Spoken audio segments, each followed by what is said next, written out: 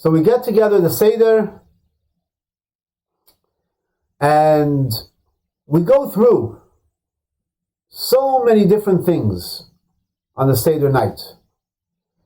We have the matzah, we have 4 cups of wine, and we have the maror, and we have the romaine lettuce, we have the dipping into the salt water, we have all the items in the Seder plate, we are reclining, we're doing so many things. That's why it's called Seder. Is an order. There's so many things that are we experience on the night of Passover, that our sages put together a system, an order in how we accomplish it. Nevertheless, with all the different things that we go on, that happened that night, and of course the center is we review the story of the Exodus of Egypt. But how does it all come together? The night of Passover is a night of questions. Of course, you have the 4 questions, the Manishtana. But there are many questions we may have about the night of Passover. Like, why? Why do we continue this? There are many miracles throughout history. Yes, it's the birth of the Jewish people going out of Egypt. But it's fascinating that for over 3,300 years, we are still celebrating this. And it has not weakened. It gets stronger and stronger. There's more observance of the night of Passover on some level or another. The night of Passover is more observed than Yom Kippur. We have the matzah. We will call the story of the Exodus. But why is that so powerful? Another general question: why do we observe it at night? Whereas all other holidays, the main observance, biblically, the main observance is during the day. Yes, we'll have a holiday meal and so on, but the main observance is during the day. Whereas Passover, the main observance of Passover and the Seder is at night. In addition,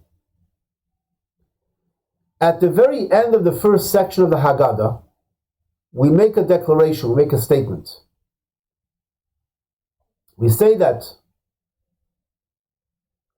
in every generation, we are to view ourselves as if we personally left Egypt. It has to be personal. We begin the Seder by making a declaration that this is the bread of affliction that our forefathers ate in the land of Egypt. And then we say, this year we're here, next year in the land of Israel. This year we're slaves, next year we're free. We're talking in present tense. And we conclude the entire section that we have to view it personally as if we left Egypt. We experience all of this as if we are in Egypt, as if we're going out of Egypt. But why does it have to be personal? What would be so terrible if we're just sitting back and reflecting upon the birth of the Jewish people? Reflecting upon the greatest story ever told. The Exodus of Egypt. They even made it into Hollywood. Why is that important? And then I'd like to focus on also on a paragraph which we say in middle of the Seder. There's a paragraph that we say. Now, throughout the Haggadah part of the Seder, where we're recounting the story of the going out of Egypt, the matzah is uncovered. Usually the matzah is uncovered unless we're doing something significant with wine. So like Kiddush, the matzah is covered. Here, in this section, we cover up the matzah, we lift up our glasses of wine, and we make a statement. We say, it's this promise that has stood for our ancestors and for us. Because not just one nation alone has arisen against us to wipe us out. In every generation there are those who stand against us to wipe us out. And each time the Holy One, blessed be He, saves us from their hands. And many have the custom of singing a song, particularly at Chabad. There's a song that was sung by the Rebbe, many Fabringans, and it's a very joyous song, Vehi Sha'amda. First of all, why is it here? Why do we even mention this? And we lift up our glass of wine.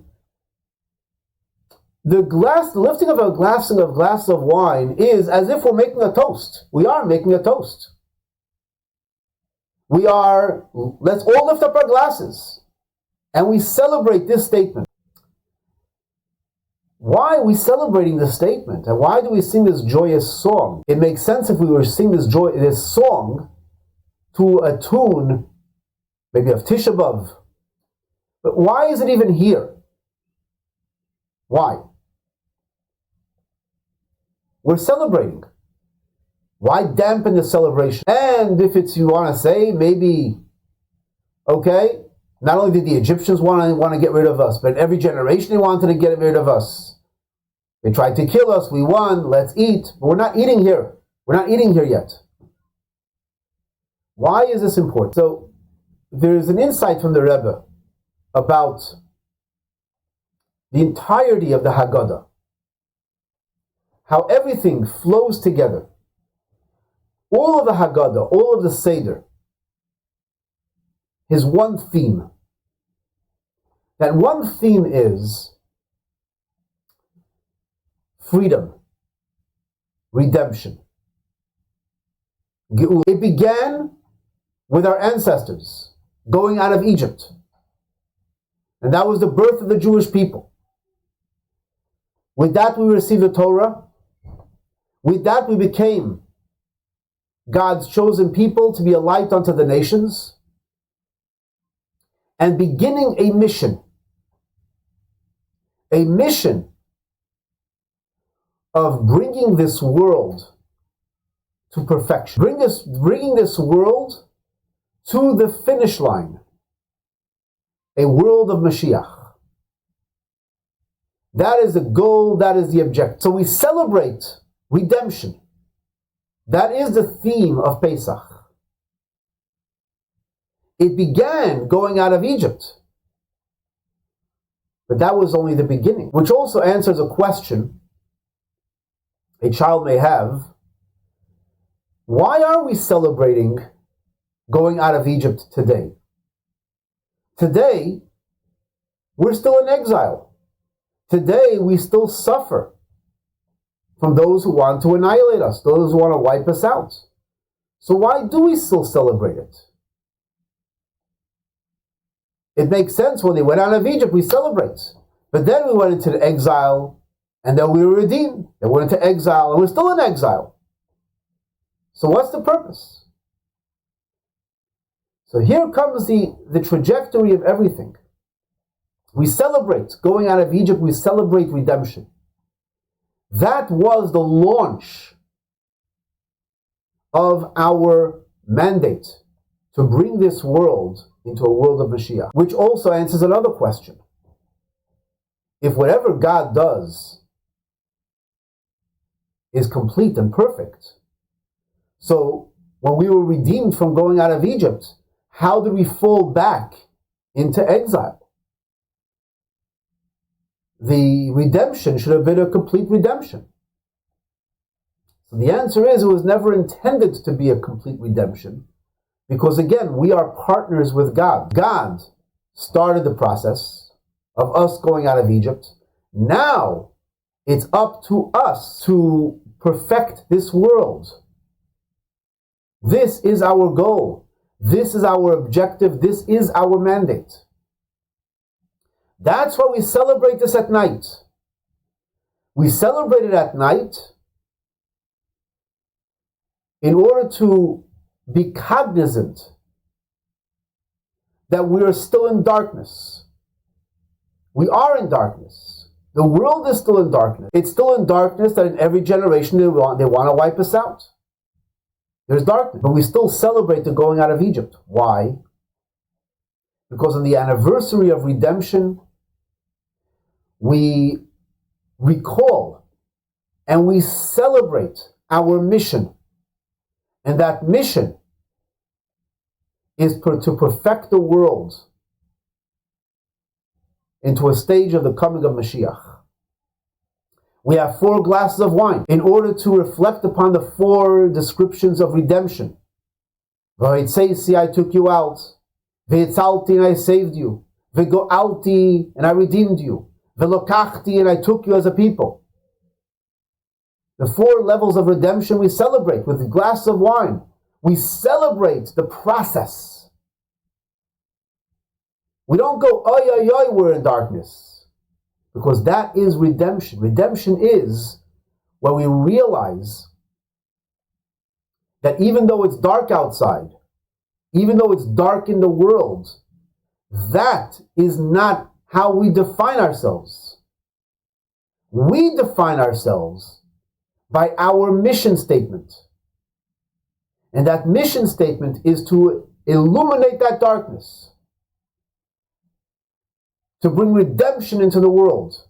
And we do that with joy. And this is now we come to the paragraph of Ehisha Amda, that in every generation they tried to wipe us out. And why do we sing it? The obvious reason is because God saved us. We say, thank you, God. But there's another reason that's relevant today. And that is, isn't it amazing? We are 0.2% of the world population. 8 billion people of the world. And here we are, 15 million, 16 million, 0.2% of the world population. We're a Chinese census statistical error. And yet, it's amazing how the world is obsessed with us. The world is obsessed with the Jewish people. It's a known old joke, but it's so relevant. You have 2 people who are riding on the train in Europe. This is before World War II. And one is reading the Yiddish newspaper, and one is reading Der Strumer, the Nazi newspaper. Looks at him and he says, why are you reading the Nazi newspaper? I'll tell you why. You're reading the Yiddish newspaper, and what are you reading over there? You're reading about, there's a pogrom over here, there's another anti-Semitic act going on over here, and here they're accusing us of this and that. I'm reading the Nazi newspaper, and what am I reading? I'm reading about how the Jews control the banks, how the Jews control the markets, the Jews control the world. It's amazing to read this. It's amazing to see how much we control, how much they think we control. If it wouldn't be so true today, we would really cry about it. But we have to, as Jews, we laugh. We have to laugh about it.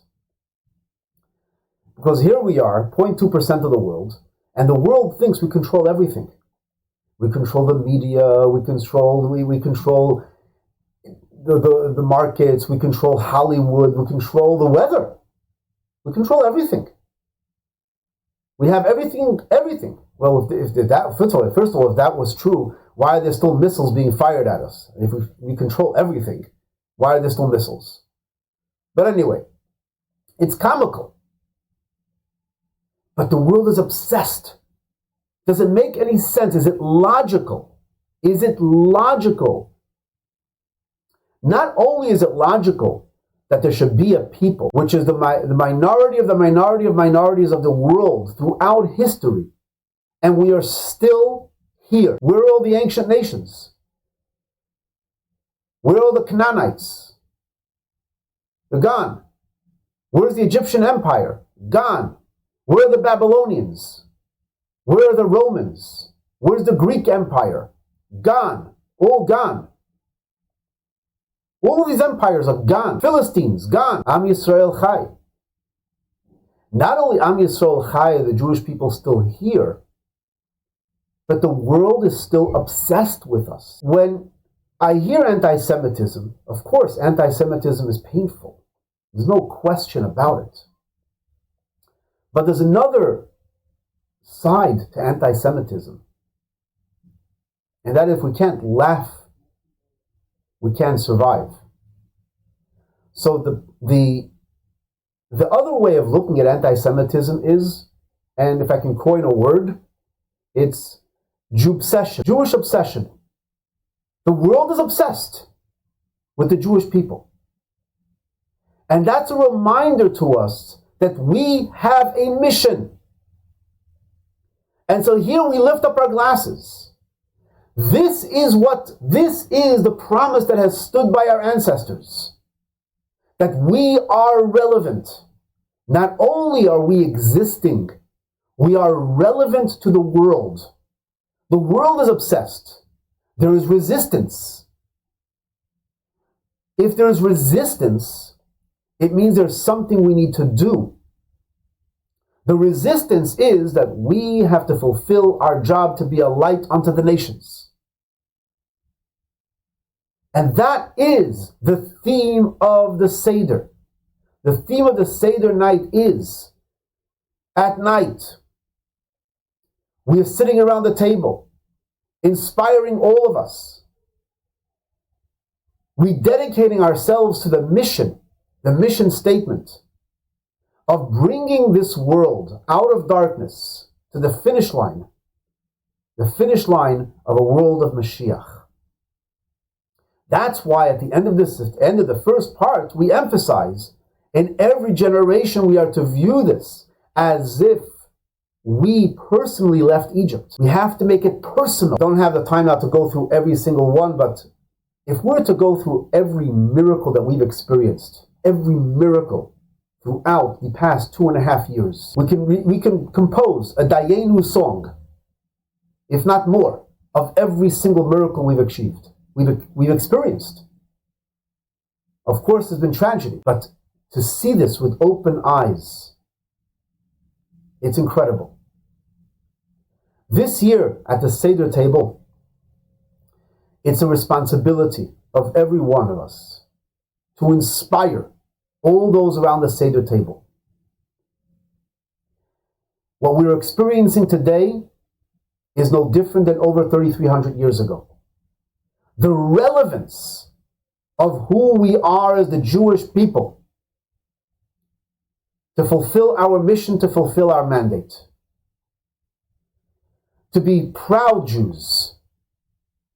To proudly observe mitzvahs as Jews. Not just proud Jews, cultural Jews, but proud Jews with our mission statement, with our mitzvahs. That's what the Seder night is all about. So the very first step is gathering at night.